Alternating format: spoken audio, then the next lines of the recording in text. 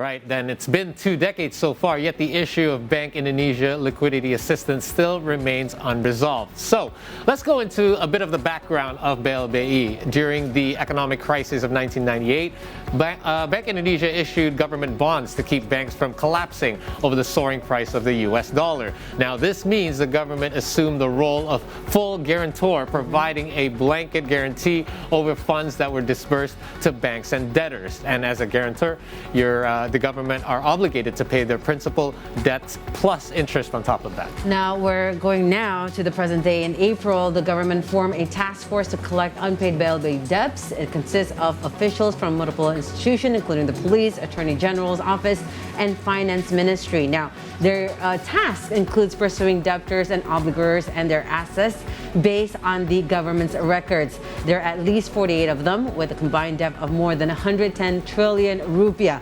While most remain in Indonesia, some of are finding refuge abroad, including a very close country to ours is Singapore. Now the question is, will the task force be effective in ensuring that debtors pay their debts? Now to find out the answer, we have our regular here in the C Morning Show, Profesor Hikmahanto Juwana, Rector of Ahmadiyya University Bandung, and the current President of Asian Society of International Law, right here this morning with us. Thank you so much for joining with us today, this morning, Professor.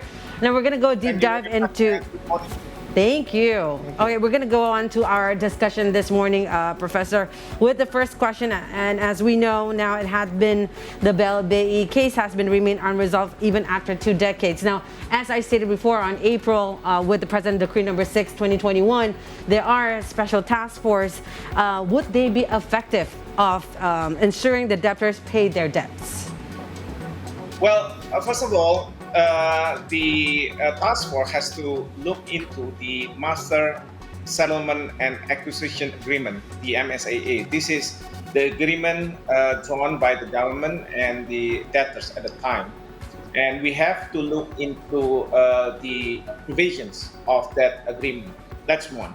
Secondly, whether the debtor, when they receive government loans for their liquidity, they have the government have secured securities from the debtors, because the securities, which probably this is something that we saw just now, is being seized by the government.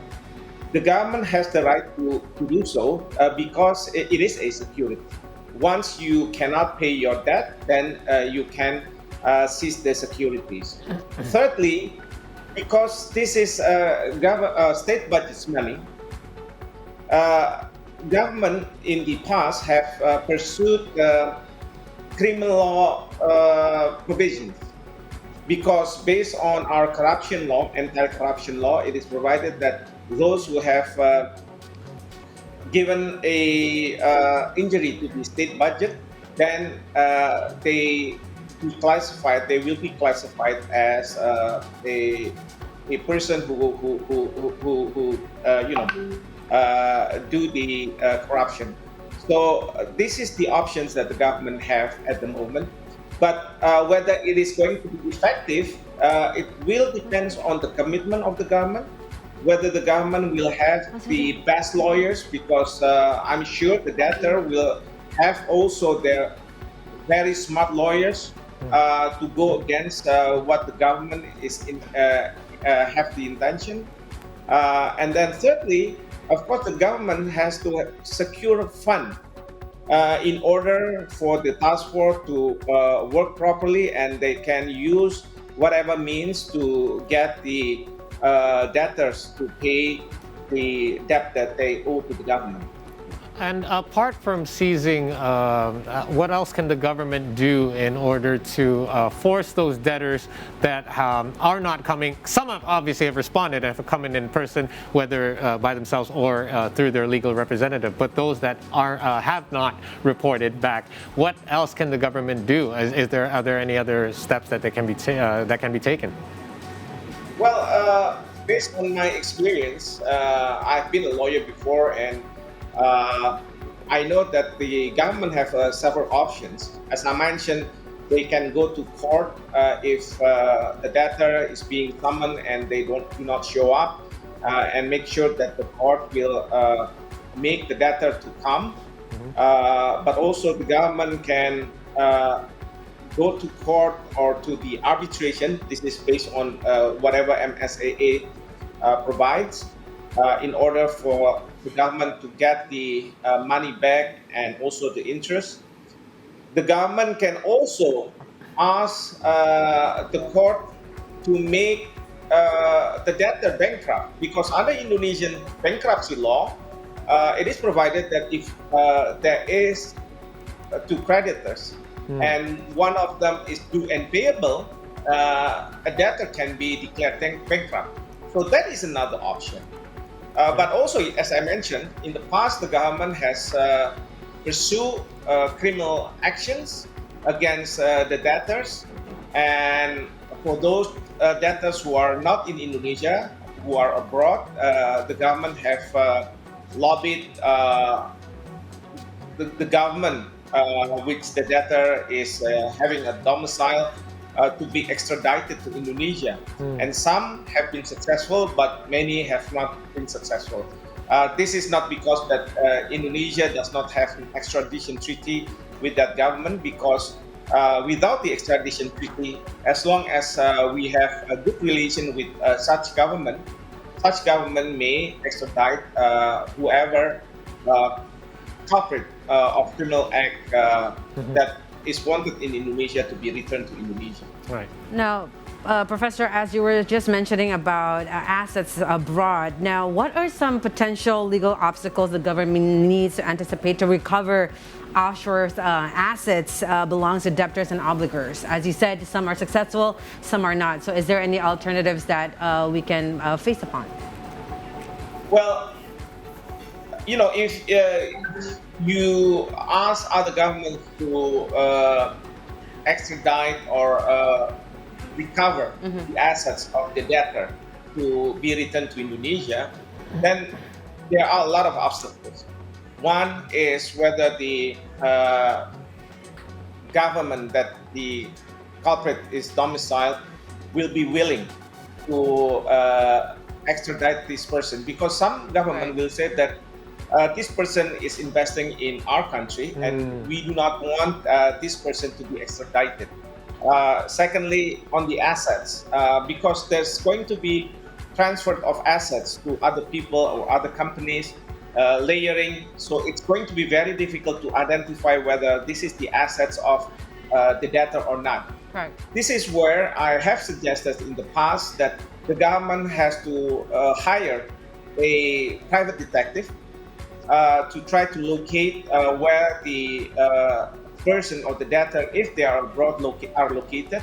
And secondly, for the detective to find out where the assets now belongs to, and then we have to convince the court of that country that this is the money of that person, and then the government would want to recover the assets. So basically gather the proof or something to present, right? Right, Yes. but from another institution, so it's objective. Right. Correct. Okay, so you mentioned earlier on, Prof, that basically a criminal court is one of the options, and the coordinating minister for political and legal affairs and security affairs once threatened to take the debtors to criminal court. What sort of charges can be laid upon them in criminal court? As I mentioned before, based on our anti-corruption law, Article 2 and Article 3, especially Article 2, which mentioned that a person who make a loss to the state budget, they can be categorized as acting or doing corruption under Indonesian law. What would the penalty, or what would they, are they looking at jail time, and how long would they have to serve? Well, at the minimum is 4 years, but at the maximum, if I'm not mistaken, it's 20 years, and also there's going to be penalty. Okay, it's quite severe. Now, Professor, is it possible also for the government to freeze the accounts of obligors and debtors and, bar them from projects, especially state-owned enterprises, for the present days and to the future?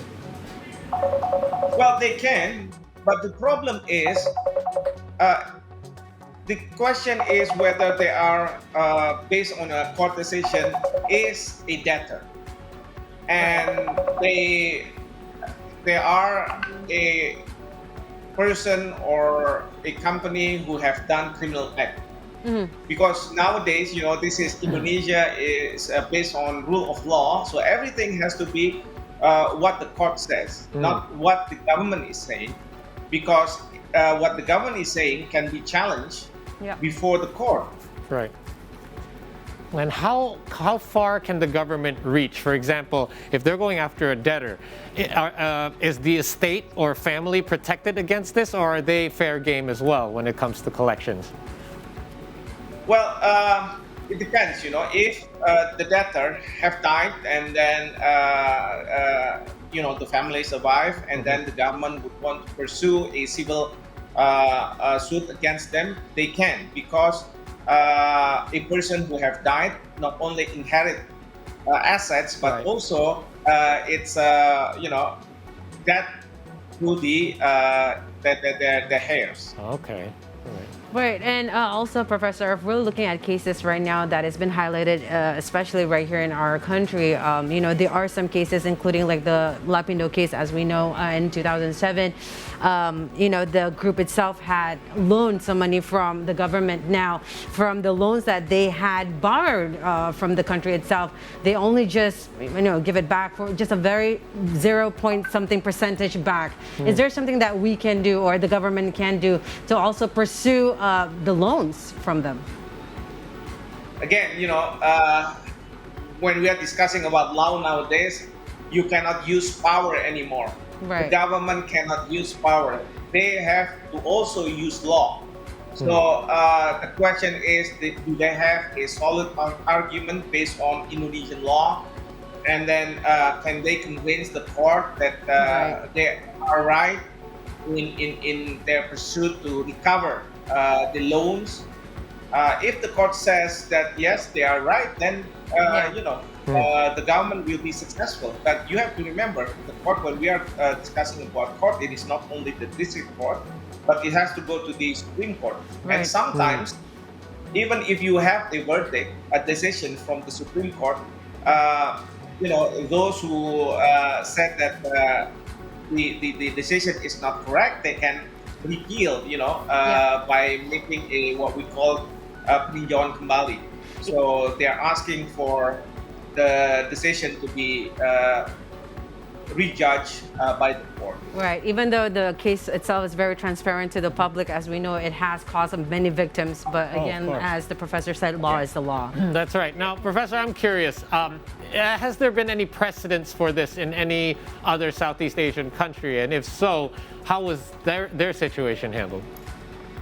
Well, I don't think the same issue will have the same, situation in other Southeast Asian countries, because when we are discussing about law, there's sovereignty of the government, and every government, of course, have their own laws. Right. And we have to pursue and to look into the various laws that is available, and it may differ from one country to another. Right. So it's going to be very difficult to make a comparison. Right. Professor, yes. Do you have an add-on question? No, All right. So thank you very much, Professor. Thank you. Yes, thank you so much for this deep discussion that we have. Hopefully, also the government on setting recovering BLBI assets can be achieved very, very soon. So thank you very much, Professor, for your time. Safe trip, Professor. Take care. We'll talk to you again soon. Thank you. Thank you very much.